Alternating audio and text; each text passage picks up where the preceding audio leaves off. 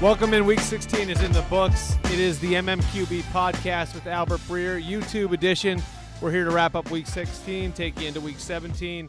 We're going to talk about the contenders. We're also going to talk a little bit later on about some of the jobs that could come open. I am here in New York after a day full of travel. I just put up with people and their obnoxious coffee orders in a line at Olives downstairs here at Brookfield Place. That's taken care of now. I actually do have my coffee now, and we are ready to go. So I'm going to start with the 5 news items from the weekend, coming out of the weekend, and then we'll get to all of your questions up here on Periscope. Okay, number 1, James Harrison signs a 1-year deal with the New England Patriots today. Obviously, this is something that people were speculating on.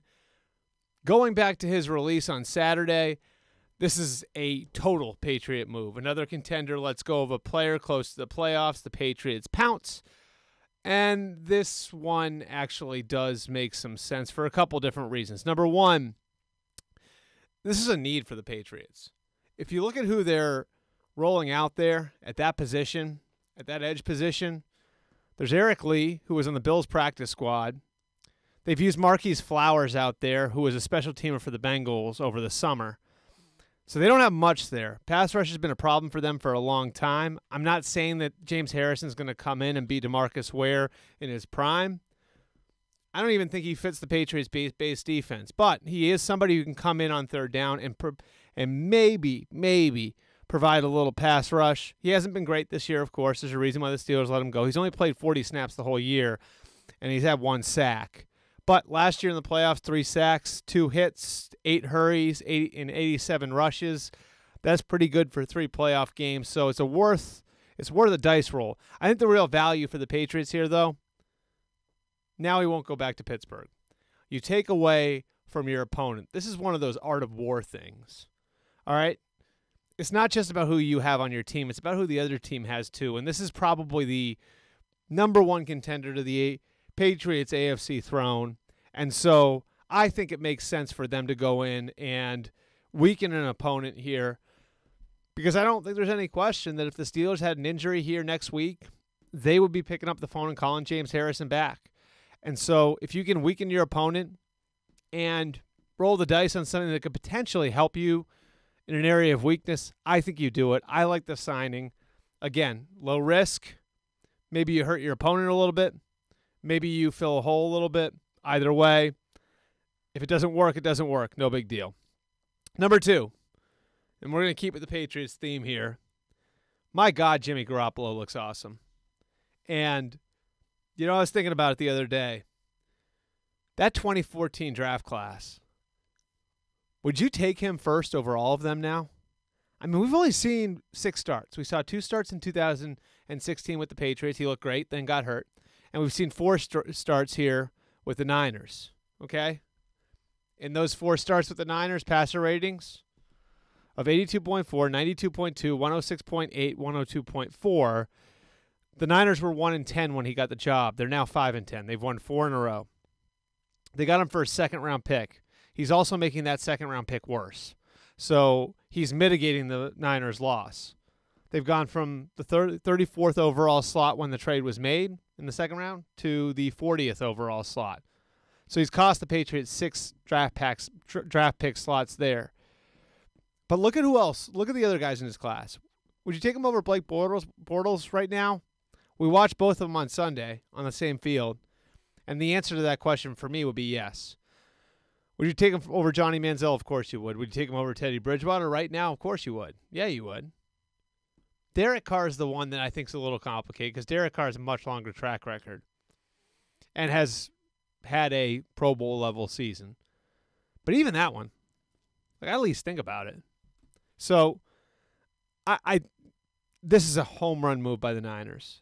They took advantage of a situation in New England, the type of situation New England would take advantage of with other teams, finding a guy and buying low on him, and the return could be absolutely amazing. And is showing promise to be amazing right now. And now they go in to next year's draft. They still have another second-round pick that they got last year. They I believe it's a third-round pick. They still have an extra third-round pick they got in the Mitch Trubisky trade last year. And they still have their first-round pick, which will probably still be in the top 10. So Niners are big winners in the Jimmy Garoppolo trade. It'll be interesting to see what this means for the Patriots 3 or 4 years down the line and how we're looking at that maybe a little bit differently. Okay, number 3. The Eagles won on Monday night, but they did not look good winning on Monday night. And now I think we have some larger questions about where the Eagles are going from here. They don't look the same with Nick Foles in there. And again, I said last week, I think the infrastructure is in place for them to remain competitive. I still think they could win a game. But I think we're seeing where they are in their development. They are, I think as far as the vision of Howie Roseman and Joe Douglas and Doug Peterson, probably still a year away from where they want to be from a roster standpoint. That doesn't mean it's not a good roster. I think they're still a year away. And you're seeing it now because I think Carson Wentz was good enough over the first 3 months of the season to cover up some of the issues that they had.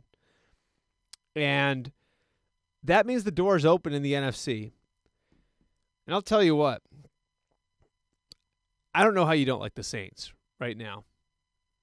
Based on the way that we saw them play on Sunday in a very important game against the Falcons, based on the way that their defense stood up in that game and played the way they did, keeping a Falcons offense that was historic last year, a star-studded Falcons offense out of the end zone for about 55 minutes. They look more well-rounded than any team that Drew Brees has had in his 12 years in New Orleans, and probably any team that Drew Brees has played on in his 17-year career. I don't think he's ever had this combination of run game and defense. Now, he's had better passing game weapons in the past, but I don't think he's ever had a team where you could look at him and you could say, he can throw for 150 yards, and he can win on a consistent basis. And that's the position he's in right now. Like, he can throw for 150 yards and win. And if you look at his stats down the line for 2017, and I'm going to give you some of the games they've won. He threw for 239 yards against the Falcons on Sunday. He threw for 269 yards in a big win over the Panthers. He threw for 246 yards in a loss to the Rams. That was a 6-point loss. He threw for 184 yards in a win in Buffalo. He threw for 186 yards in a win over Detroit in which they scored 52 points. These sorts of things didn't happen in the past for Brees because he didn't have this well-rounded a team around him. In the past, Brees has needed to be great. Now, he doesn't need to be great every single week for them to win. He's sort of become their trump card. And so when I look at the NFC and I see probably the number 1 seed, well, now we know it's the number 1 seed, the Eagles, going in there with Nick Foles, and we don't know week to week what we're going to get from Nick Foles. The Vikings, with a great story at quarterback, the number 2 seed probably, in Case Keenum. But does midnight strike for him? And then the number 3 seed, the Rams, with Jared Goff, who's unproven on that stage. I just look at it and I see a Saints team that's as good everywhere else as those other teams are, that can roll out a Hall of Fame quarterback as his trump card. And so I really like the Saints going into the playoffs. We'll see how they perform if they've got to go to Philadelphia and win in the snow or win in 10-degree wind chill. But I like where they're at. All right, number 4. The Jaguars, we mentioned, lost to the Niners on Sunday, but they won the AFC South. And the Rams locked up the NFC West.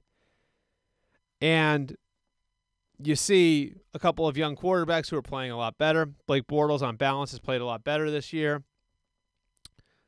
Jared Goff has been well documented, has broken through, and shown everybody why he was the number 1 pick in the 2016 draft. And so part of me wonders, when you look at these two teams, their success, how fast it's happened. Under a first-year head coach in Jacksonville and Doug Marrone, a first-year head coach, and a 31-year-old head coach in Los Angeles and Sean McVay. Does this speed up the timeline for everybody else? Does it put the pressure on other coaches? Because owners are going to look at those teams and say, well, wait a second. The Jags hadn't been to the playoffs in 10 years. It had been longer than that for the Rams. And new coaches come in and turn it around right away. Why do I need to wait 3 or 4 years? That doesn't make sense. When the truth is every situation is different. And this is the sort of thing that really has depleted the pipeline. Because teams make these decisions based on what other teams are doing. And they'll point to a Sean McVay, who I think is special. They'll point to a Doug Marrone, who had a coaching experience, and I think was walking into a situation with a bunch of young talent that was ready to break out. They'll point to that and they'll say, well, how come those teams get turned around in a year and I'm sitting here waiting on a coach who's making $5 million a year? Why do I have to give him 3 or 4 years? When some of those teams have been playing that game for 10 years and turning over coaches every 2 or 3 years and turning over general managers every 3 or 4 years and have discombobulated rosters as a result. I mean, one thing that Jacksonville and the Rams have in common, some of the same people have been putting those rosters together. Les Snead's been the Rams general manager since 2012. This is his 6th year here. Same set of eyes putting that roster together for all of those years. The Jaguars have had Dave Caldwell in place since 2013. So this is his 5th year in Jacksonville. Now, I know Tom Coughlin was hired and took final say away from him, but there's one guy who's been kind of in charge of putting that whole thing together. And so I love the job Sean McVay's done. He's my coach of the year. I love what Doug Marrone's done. He's shut a lot of people up. I love what the Rams and Jaguars have done. And it looks like they're in position to have sustained success based on some of the key young players on their rosters. But I think we have to be careful here about looking at those as examples of what everyone else should be. Because the truth is, if Doug Marrone walked into Jacksonville in 2013 like Gus Bradley did, it probably wouldn't have played out the same way. And maybe he would have been gone in 2 or 3 years because he would have worn everybody out with the way that he coaches. So just something to think about as a preamble to what we're going to get into now, which is I've written them all down. Number 5, we're going to go through the coaching carousel. And what I've done is come up with a list of 13 places where I think coaching changes are in play. And we've broken them up into 3 categories. All right. Number 1, done deal. Number 1 is the category that I think it's a fait accompli. Not saying it's done. I'm not reporting that it's done, but it's probably done. 2, we've got our will sees. And those, I think, are places where it's being contemplated and where it could happen. And then the third group is it's complicated. And I'll explain those. Okay, so quickly we'll go through the 5 that I believe are done, where their changes will be made. Cincinnati, where they don't even have to do anything because Marvin Lewis's contract is up, and I think there's a mutual desire to move on. Indianapolis, where I think Chuck Pagano's done a decent job getting fight out of his players, but there's a new general manager in there in Chris Ballard where, you know, the opening's there now to make a change and bring in his own guy. 3, New York Giants, that's already done. 4, Tampa Bay Buccaneers. 5, Chicago Bears. The Bucs, I think part of it is the reality of John Gruden's availability, the fact that there's other coaches who might that might be attracted to the idea of coaching Jameis Winston. I think the other half of this is the relationship between Jameis Winston and the coaches and some of what we saw boil over on Sunday. And then in Chicago, it's just I think John Fox's time is up. So those are my 5 expected ones. My will sees. I thought about putting Detroit in the automatic category, but I'm not quite comfortable with that yet. I felt like they would be in danger, and I've heard that they would be in danger if they didn't make the playoffs. Well, they're not making the playoffs. And so I think there's a good chance Jim Caldwell is gone there. Okay? If Jim Caldwell's gone there, I think Matt Patricia will be in play. I could see a scenario where Matt Patricia comes in and the offensive staff, led by Jim Bob Cooter, stays intact. which would be easy for them because Bob Quinn's got the previous relationship with Matt Patricia. Number 2, Tennessee. They win and they're in the playoffs. I think it becomes hard to fire Mike Mularkey. If they don't make the playoffs, if they lose in an ugly way to Jacksonville on Sunday, then I think Josh McDaniels could be in play there. Number 3, Oakland. It looked bad the other night. And so I think the question becomes, do you make massive staff changes for a second straight year, or do you just blow the whole thing up? And money's a factor. There are 3 years left on Jack Del Rio's contract. And so are you willing to blow the thing up? And blow up the staff and give Jack power again to make more hires? Or do you want to just move on? And number 4, Denver. There have been too many times when the Broncos have been non-competitive. I think that Vance Joseph really helped himself with the win over Indianapolis. I think that looked more like a Bronco team. And then the regression on Sunday to the way that they got sliced up by the Redskins, I think puts a lot of people in danger in that organization. And John Elway can be reactionary. He can be tough to work for. And it's his right. He's set the bar high there. And so I wouldn't be totally shocked if there's a change there. And I think that in that case, Elway would try to go get a star coach. Who that would be, we'll see. David Shaw would be a name that you would make an obvious connection to because Elway's a Stanford legend and Shaw's the Stanford coach. So those are the 4 we'll see. Then the 4 is complicated. The Jets, I think Todd Bowles has absolutely earned a right to come back in 2018 based on the job that the Jets have done on the field and based on what he's gotten out of his players and based on how he's gotten them to compartmentalize a very obvious storyline that we were all sort of latching onto, that they were tanking in 2017. I think that the arrow is now pointing up on the Jets. I like some of the young talent. I think they're going in the right direction, but I do think that there's a scenario here where he could be gone. And that is if the Arizona Cardinals job opens up. God, I forgot to write them down. I'm sorry, so now we have 14 jobs. I'm going to put the Cardinals in the we'll see because that's up to Bruce if he's going to retire or not. So if Bruce Arians retires, then I think Arizona would call the Jets about Todd Bowles. And that's where I think that's where I could see the Jets making a coaching change, is if Todd Bowles wants to go to Arizona and the Cardinals call and they work something out. Second on the It's Complicated list, Houston. I think it's well documented the issues between coaching and scouting there. My belief is that something will need to change before 2018 for things to move forward. Even then, Bill O'Brien's going into the final year of his contract. And so something needs to happen there. And could Bill O'Brien be traded? I think that's in play. Number 3, Cleveland. Same sort of thing here. They've said they're bringing him back for 2018. They've said they're bringing Hugh Jackson back for 2018. I think he deserves another shot based on how bad the roster's been the last 2 years. This is obviously going to be a very pivotal year for them because they've got 5 picks in the first 2 rounds. They've got $100 million in cap space. But if Cincinnati calls about Hugh, do the Browns listen? And I'll take that a step further. Is that part of the reason why they were so adamant in announcing that he's returning? Is because they had heard that rumor. Because I'm telling you, that's been out there in NFL circles for 2 months, that Hugh could wind up in Cincinnati in 2018.